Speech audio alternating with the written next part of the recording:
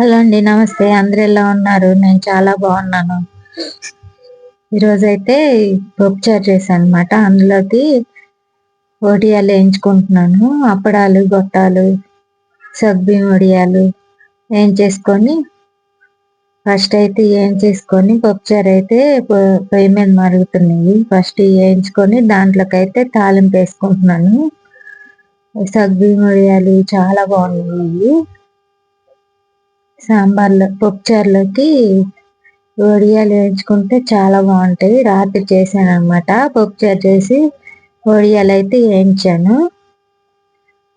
Combination బాగుంది కదా.